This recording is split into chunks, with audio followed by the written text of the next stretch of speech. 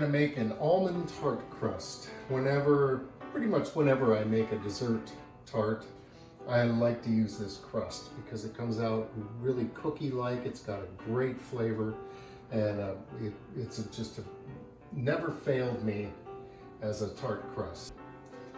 All right, so we're going to toast. These are sliced almonds. We're going to toast them to help bring out the flavor. So into a dry, hot pan on medium heat, we put our almonds, and then just kind of keep them moving around a little bit.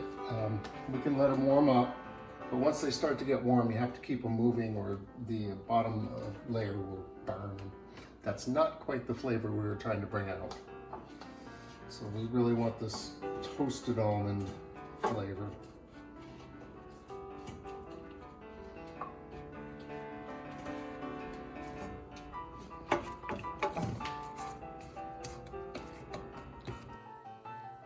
So now you can see that these are starting to get a little bit of color to them. So this is toasted enough. We don't want to go any farther than that or we'll get burned flavor. So now we've got to let these cool before we can put them in our crust. So the first thing we need is a cup of flour. And you all know how to measure flour. If you take your cup and drag it through the flour, it compacts and you don't get an accurate measurement. So the most accurate way to measure flour is to weigh it. And a cup of flour would weigh 120 grams. But for this purpose today, you just spoon it in loosely. You don't pack it down or anything. And in this way, you'll get a cup of flour that weighs close to 120 grams.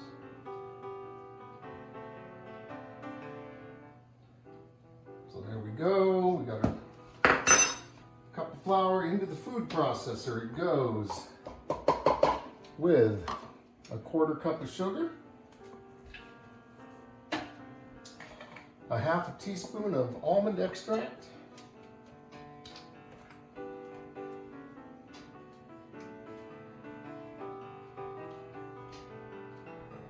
it's actually better to measure this not over the bowl of the food processor just in case you spill a little, pour too much. And a 1/4 teaspoon of salt. And this I will measure outside here because it's a full salt container. 6 tablespoons of butter, and it's best if the butter's still cold. And our cooled down, roasted, toasted almonds. And that should be everything.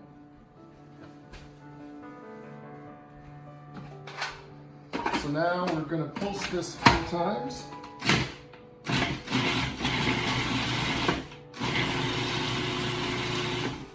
What we want to do is cut all that butter out into little pieces.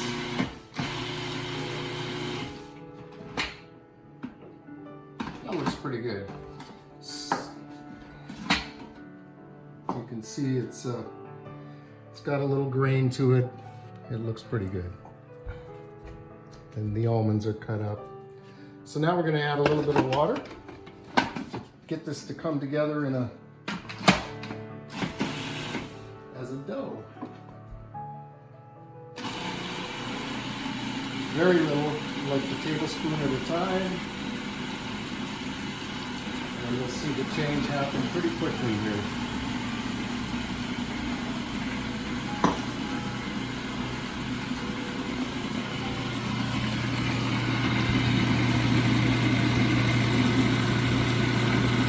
That's enough. I think it's going to go here. It's starting to lump up.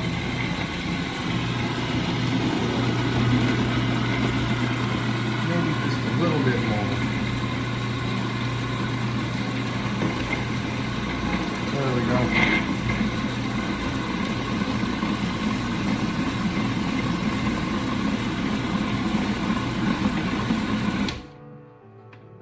I think I can get that into a lump now.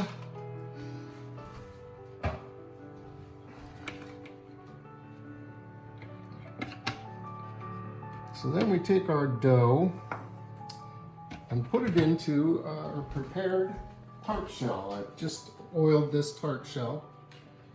It doesn't really need a lot of oil because there's so much butter in the crust, but you really don't want it to stick at the end. And we're just going to press this into the shell, into the pan.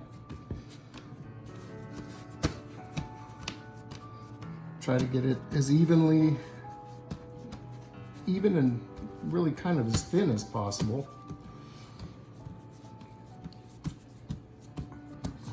And you can see that this dough is really easy to work with. It's not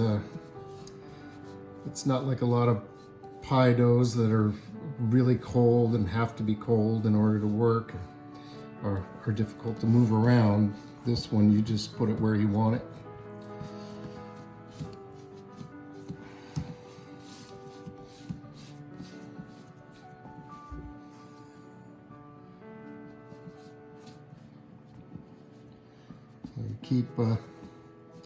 Keep moving it and look for thin spots. You can fill in a thin spot by sliding some dough over to it. If there's a place where it's not coming up to the edge very well, you can steal some from another spot and bring it over there, and it'll just glue itself together. I like this dough. It's just so easy to work with. And you want this to get up to the lip of the pan, which will help keep the sides from sliding down in when you bake it.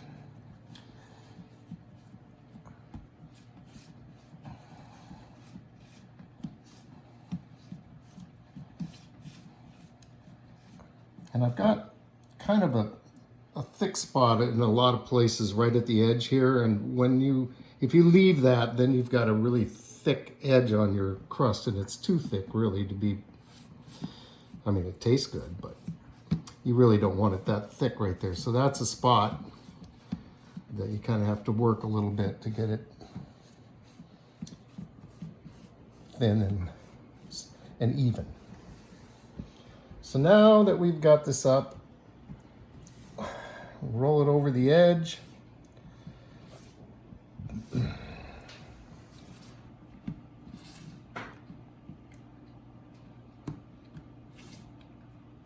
And voila, a tart case. So now we will line this with a nice pre-cut piece of parchment paper. I save this and reuse it. This has been around, this has been used many times. And today we have some brand new pie weights. I've been using some beans for quite a while, but they've lost all their moisture and they're not very heavy anymore. So these pie weights will help keep the crust in place and keep the sides from shrinking down into the pan. And believe me, I've had my share of trouble with this. And pie weights are the way to go.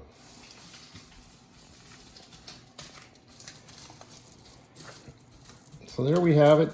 There's really no place for this crust to go. It's just going to sit there and cook.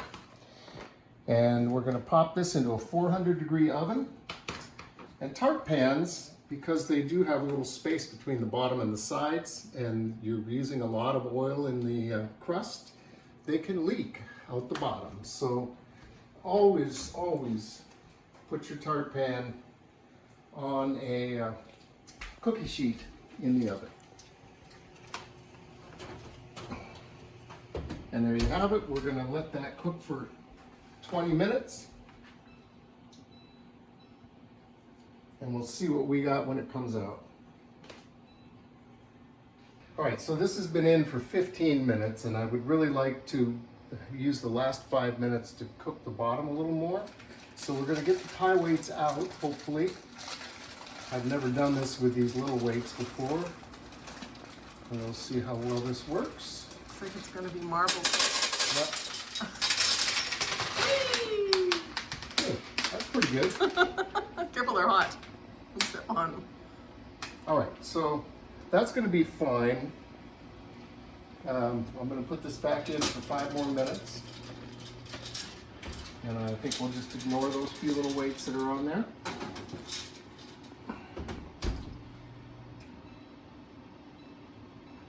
What? Okay.